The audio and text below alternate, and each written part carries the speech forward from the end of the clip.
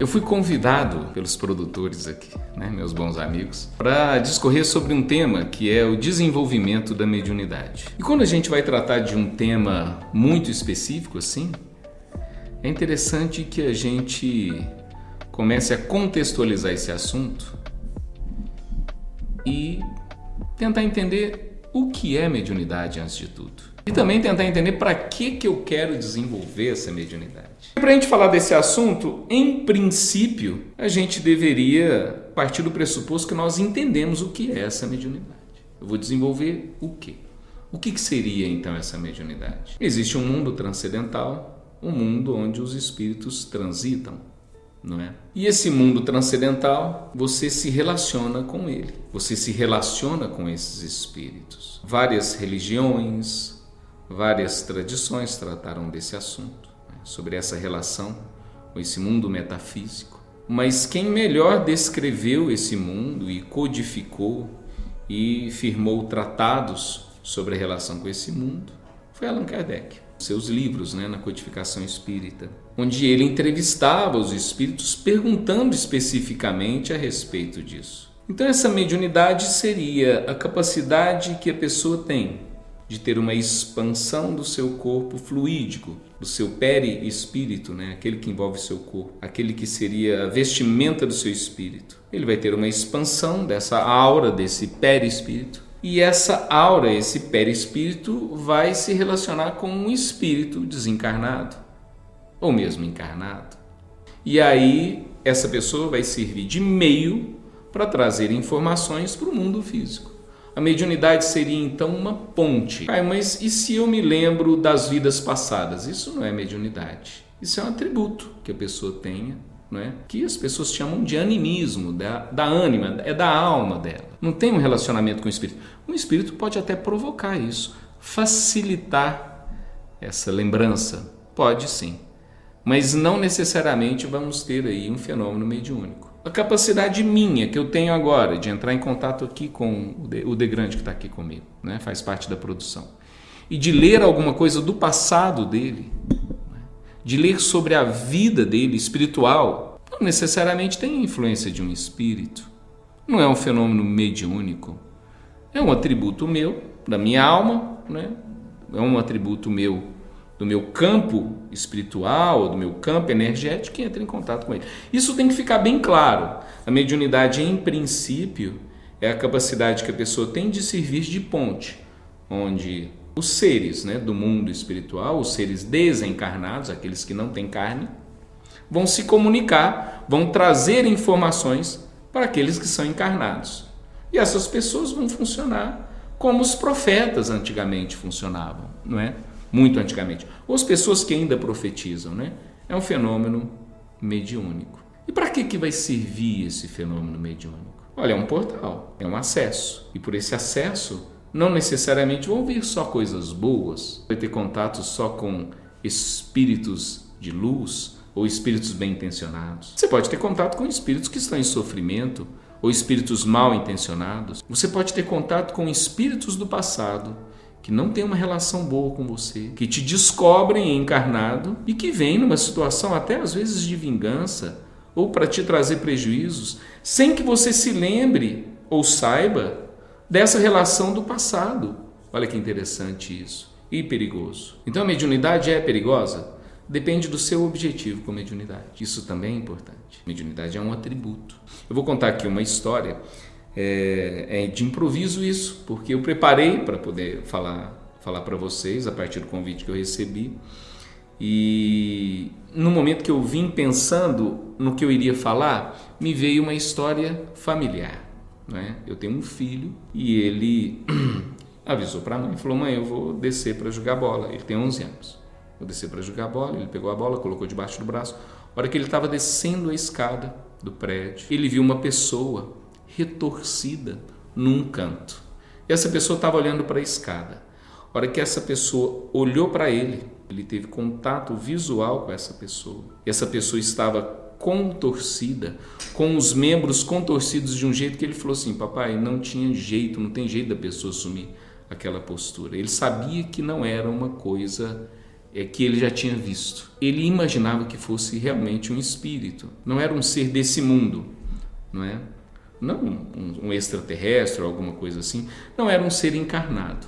Ele disse que sentiu um medo muito grande. E ele saiu correndo, ele entrou em casa gritando e caiu na cozinha. E ele falou assim, eu tenho a sensação que eu fui empurrado. E a mãe me contou pelo telefone, eu falei, não, à noite eu vou visitá-los e vou conversar com ele. E aí a conversa que eu tive com ele, ela, vamos dizer assim, orbita, né? Ela se intercambia também com o nosso assunto aqui hoje, né? Eu não sei qual que é o nível das pessoas que estão vendo esse vídeo, né? Mas se forem pessoas que não têm conhecimento algum, vão ser pessoas que se assemelham ao meu filho de 11 anos nas perguntas que ele me fez. Eu cheguei lá e eu falei, vamos fazer um culto. Ele falou, como assim um culto? Eu falei, não, a gente já faz o culto, mas a gente precisa se cercar de energias mais sublimes, a gente precisa cercar de seres de luz, para que a gente possa tratar de um assunto tão grave. O seu primeiro contato, dessa forma, com o mundo espiritual, e eu não gostaria que você continuasse tendo esses contatos que se assemelham a filmes de terror, né? Eu gostaria que você entendesse o que está acontecendo e soubesse trabalhar com essa habilidade, com esse sentido. É um sentido. E o tipo de emoção que está te desenvolvendo não está sendo saudável. Então, quando a gente faz uma oração, não é só um componente religioso, não. É um componente religioso. Mas, na verdade, ali, você está também pedindo auxílio e se cercando de forças que vão além de você e que impedem a ação de outras forças que possam ser negativas. Então, quando eu ofereci para ele, eu falei assim, olha, nós vamos fazer primeiro um culto. Eu vou ter ali o benefício de pedir auxílio ao ser supremo desse nosso orbe, que é nosso Senhor Jesus Cristo. Olha, quando eu falo esse nome, não é só uma questão religiosa. Oh, não é não. Quando eu falo esse nome, existe algum mecanismo que transcende os nossos sentidos e que muda o nosso ambiente, como se fosse uma chave. E eu atraio seres que se afinizam com o bem, com a caridade, com o justo e com o verdadeiro, não é? Fizemos uma oração, a leitura de um texto edificante, de qualquer religião, desde que seja um texto edificante. E aí eu comecei a explanar para ele. Eu comecei a conversar com ele. Foi muito interessante, porque a minha conversa com ele começou com uma história que se relaciona até com o Jean, que me convidou aqui para poder fazer essa explanação. Na verdade, quem me convidou foram os meninos da produção, mas o site é o site do Jean, é o canal do Jean, não é? Então, enfim, o Jean é meu irmão, né? Meu merchan. E tem uma história muito interessante com o Jean, que um dia ele me ligou e falou assim, aquele jeito dele, né? Vamos ali comigo distribuir uns cobertores? Eu falei, cobertor? Eu falei, eu comprei uns cobertores aí e eu vou distribuir. Eu falei, mas aonde? Não, lá em Indianópolis. Eu falei, eu vou contigo. Não, vamos, a gente vai batendo papo e você me ajuda a distribuir. Eu falei, então vamos. E aí no caminho a gente foi conversando, falei, como que é essa história, brother? Ele falou, não, é lá no centro, lá de Indianópolis, chama Irmã Hilda. Eu falei, Irmã Hilda? Ele falou, eu comprei 200 cobertores. Eu falei, cara, 200 isso, e eles têm uma lista lá das pessoas que têm necessidade. Eu falei, como se fosse uma freguesia. Ele falou, não é bem assim. Eles conseguem cadastrar as pessoas que têm necessidade de verdade, né? Eles visitam essas pessoas, dão assistência, cesta básica, e aí em cima da lista deles eu vou distribuir esses cobertores. E aí a gente vai distribuindo ali, ticando a lista, para a pessoa não pegar a mais, mas se precisar também a gente distribui, são muitos. Falei, poxa vida, que maravilha, né? E como você conseguiu isso? Não, o pessoal doou, eu pedi, parte também é da minha alçada, né? Poxa, né? Ninguém sabe disso. Não, mas não tem necessidade das pessoas saberem. Ele não fala mesmo. Eu que estou contando para ele, né? Da parte dele. E aí eu falei para ele, falei assim, esse centro, Irmã Hilda, ele é o centro que teve origem com a bisavó dos meus filhos. Ele falou, sério? Eu falei, sério. O nome dela é Dona Lica. Eu falei, poxa, mas que história boa foi. Pois é. E aí qual que é a história? Né? Eu me relacionava com a neta dela e eu tive em Indianópolis, né? E ela me contou. Ela falou assim, olha, eu me casei e vim morar em Indianópolis e eu comecei a ver espíritos. Comecei a ver. É um atributo genético, tá bom? É um atributo, é um sentido da mesma maneira que a gente vê, que a gente ouve, que a gente tem o tato, né? Os órgãos dos sentidos. É um atributo a mais, é um sentido a mais que todo mundo tem em pequena escala ou em grande escala. Numa porcentagem pequena, pode ser uma dosezinha de 20 centavos, mas tem gente que vai ser uma garrafa inteira, uma garrafa cheia, né? Para a gente ter um exemplo, não é?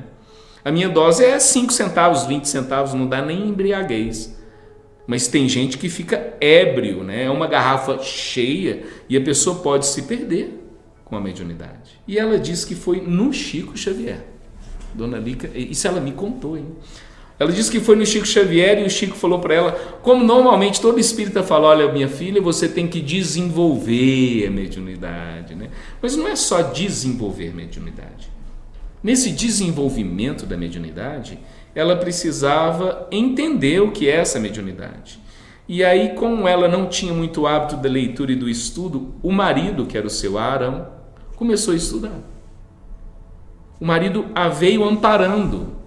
E eles montaram esse centro espírita chamado Irmã Hilda. E nesse centro espírita, com os estudos, ela acompanhando, o seu Arão, que era o marido dela, fazendo o culto no lar, a orientando, a amparando, ela foi primeiro entendendo o que era mediunidade, o modo de se relacionar com essa mediunidade, o modo como controlar isso, e ao mesmo tempo ela foi se autoconhecendo. Né, num lugar que não tinha como ela ir num psicólogo, como a gente vai hoje, ou num psiquiatra, onde você vai tomar alguns medicamentos para obliterar alguns sentidos até que você tenha controle.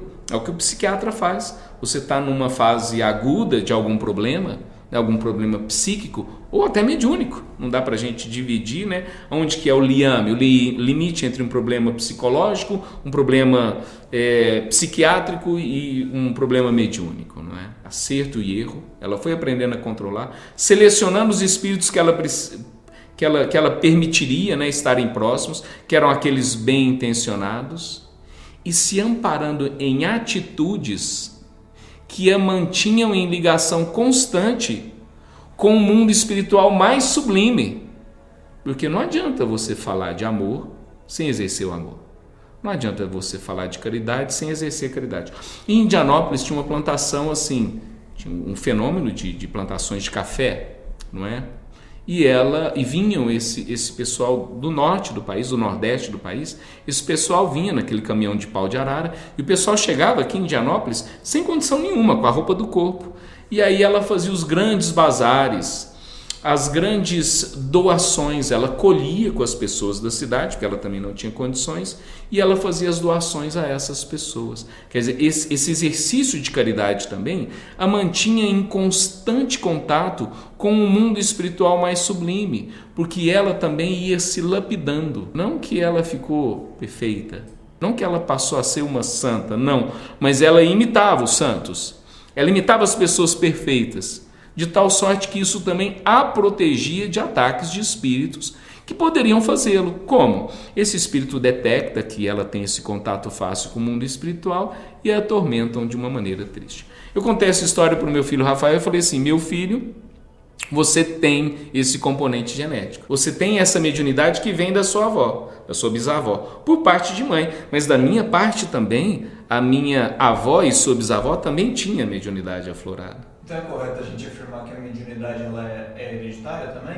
Ela é hereditária. Porque como tem vários tipos de mediunidade, você vai ter o desenvolvimento, ou a possibilidade de desenvolvimento daquela mediunidade que já tem um histórico, ou não. Porque pode ser que a associação também de várias mediunidades ampliem seu arcabouço. Por exemplo, de repente eu não tenho afinidade nenhuma com música, mas eu posso aprender a tocar um instrumento. Certo que eu vou ser um músico medíocre, mas eu não tenho dom, né? Mas eu vou desenvolver, né? E você pode fazer o contrário. De repente, eu tenho habilidades físicas que me permitem ser um bom jogador de futebol e eu passo a treinar futebol. E aí eu viro um jogador excepcional, mas eu já tenho o dom. Eu já tenho um corpo preparado para isso, o que também não é meu caso, não é? Então, assim, a mediunidade, ela vem como se fosse um atributo físico que te permite ter contato com o mundo transcendental e é um portal. O que você vai fazer com esse portal? Aonde você vai? Que contato que você vai ter? E o que você quer desse mundo é que é importante. Para que você quer mediunidade? E isso foi colocado com o meu menininho, porque ele me perguntou. Ele falou assim: papai, então eu vou ser como se fosse um mutante? Eu vou ter superpoderes? E aí eu soltei aquela frase, né, recorrente nos filmes: grandes poderes, grandes responsabilidades, meu filho, né? Na verdade, pode ser uma maldição, eu falei para ele. Porque se você não se aprimorar e não saber escolher as suas companhias espirituais, a sua vida pode ser um grande filme de terror. Você pode se desequilibrar de tal sorte que você vai ser internado, vai para um sanatório. Ou pode viver de medicamentos fortíssimos que vão adormecer esses seus sentidos, porque você não consegue controlá-los, nem entendê-los.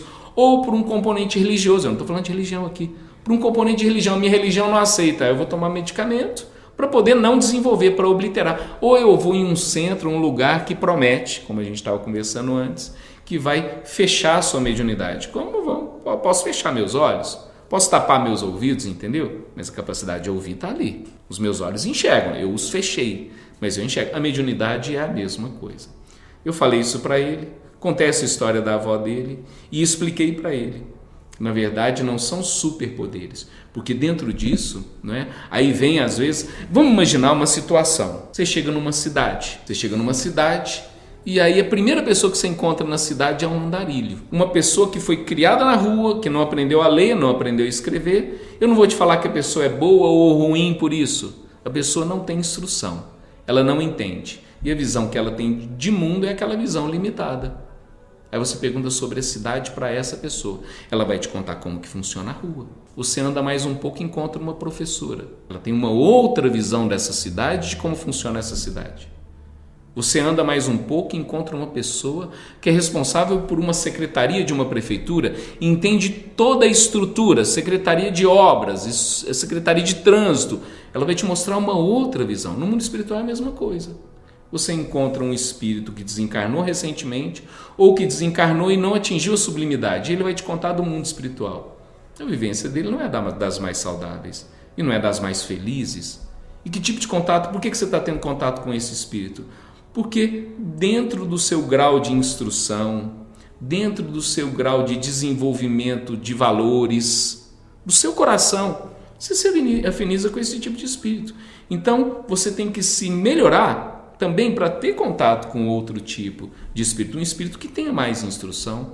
Você tem que ter mérito para isso, né? E aí imagina essa situação, você vai num centro que não trabalha para o bem, né? Que trabalha voltado para situações tristes. Eu vou dar um outro exemplo aqui. Tem um livro da Zíbia Gasparetto que se chama Esmeralda.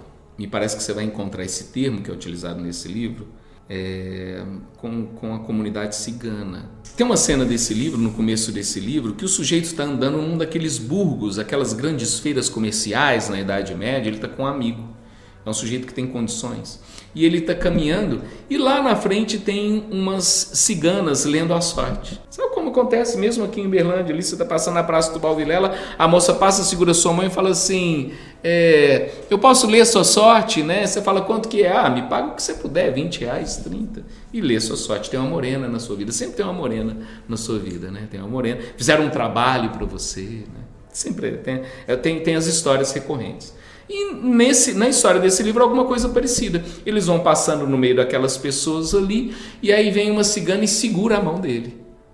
Ela segura a mão dele e ela tem um frêmito ali, tem uma sapituca ali. E ele nota alguma coisa. E o amigo dele fala: para com isso, né? Para de ler esses sortilégios, né? Leitura de sortilégios, né? Leitura da sorte, leitura do futuro, né? Para com isso, vamos embora, vamos caminhar. E ela segura ele e fala: espera um pouco. E ela fala para ele, fala assim: você vai estar numa encruzilhada agora. Escolha bem o seu caminho. Muita coisa vai mudar com isso. E ele fala: quanto que eu tenho que te pagar? E ela fala: eu não posso receber. Aí ele fala: por que você não pode receber? Ela fala: porque senão, dessa vez que eu li a sua sorte, foi um atributo divino. foi do mais alto. Se eu cobrar, eu deixo de ter contato com as forças do mais alto. No final do livro ela volta, mas o melhor exemplo é esse, né? Você está usando a mediunidade para quê? Você está querendo se enriquecer com a mediunidade? É para ter superpoderes, para manipular as pessoas? Porque a mediunidade pode te trazer isso, mas vai te trazer vínculo com espíritos que estão voltados para essas práticas mesquinhas e baixas. Você está preparado para também sofrer a má influência desses espíritos? Porque a mediunidade vai criar um canal de acesso desses espíritos a você. Um canal livre de acesso a você. E esses espíritos vão passar a te influenciar. Olha o nível de espírito com o qual você vai se relacionar. Então, é importante que você entenda o que é mediunidade e que você tenha bons objetivos com a mediunidade. Você vai utilizar a mediunidade para quê? Só para ter acesso ao mundo espiritual, para ficar, eu vou em tal festa com tal roupa, para futilidades, né? Para coisas de só menos importância, mesmo na codificação espírita de Allan Kardec, né? A gente fica usando esses termos às vezes, codificação. Kardec pegou o que os espíritos falavam e fez um compêndio, basicamente isso, sem conotação religiosa. Depois que o livro dele foi apreendido na Espanha e queimado em praça pública, né? Que teve essa conotação de religião mais pelas pessoas, mas não por Kardec. E Kardec, quando ele começou a entrevistar os espíritos e ele começou a formar um método ali, que as pessoas questionam muito sobre metodologia científica hoje que ele utilizou, mas existia um método de questionamento, né? O modo como ele tratava essas informações que vinham. Depois de um tempo que apareceu um espírito e que disse para ele, eu vou te acompanhar, porque o seu trabalho está tendo mérito. Ou seja, olha só, depois de um tempo, os espíritos começaram a mudar. O perfil das perguntas, o perfil das respostas. Então, pense bem, você quer desenvolver sua mediunidade? Cuidado com os vícios ruins. Sua vida pode ser um filme de terror. Cuidado com os objetivos dessa mediunidade. É para se enriquecer? Ou tentar se enriquecer? É para ganhar notoriedade, seguidores? É para ficar lendo a sorte? É para isso? Que é esse tipo de mediunidade que inclusive a Bíblia proíbe, né? Que são os oráculos, ficar lendo a sorte. Mediunidade não é para isso. Mediunidade é um atributo que existe e seria bom que você utilizasse para o bem, para que você não venha a ter desequilíbrios emocionais, desequilíbrios na sua vida, desenvolver até doenças psíquicas, que às vezes são bem diagnosticadas pela psicologia ou pela psiquiatria, mas que têm fundo mediúnico, não é? Para você poder desenvolver bem essa mediunidade, então estude, não necessariamente no espiritismo, mas os livros de Allan Kardec são um bom compêndio. Mas você tem um Paliano que fala da varredura medianímica, que também trata muito bem, né, no livro Transe e Mediunidade. Se você perguntar, por exemplo, assim como pergunta para uma pessoa, né, uma pessoa na entrada de uma cidade sobre essa cidade, se você perguntar para um espírita, aquele que vai sempre em livros espíritas, ele pode falar, não, em romances espíritas eu tive um contato com o mundo espiritual que me ajudou muito, e pode ser que te ajude, né? Você lê bons romances espíritas, né? Os livros de André Luiz, que vêm através de Chico Xavier, os livros de Emmanuel, também através de Chico Xavier, os livros de Joana de Ângeles, são verdadeiros tratados de psicologia que vêm através de Divaldo Pereira Franco, ou o Espírito de Manuel Filomeno de Miranda, também através de Divaldo Pereira Franco. Os livros de Miramês, né, de Lancelin. Poxa, você tem uma gama muito grande aí de romances espíritas que o podem ajudar, não é? Tem um livro que se chama O Mago de Strovolos, né? É um livro que vem da Grécia.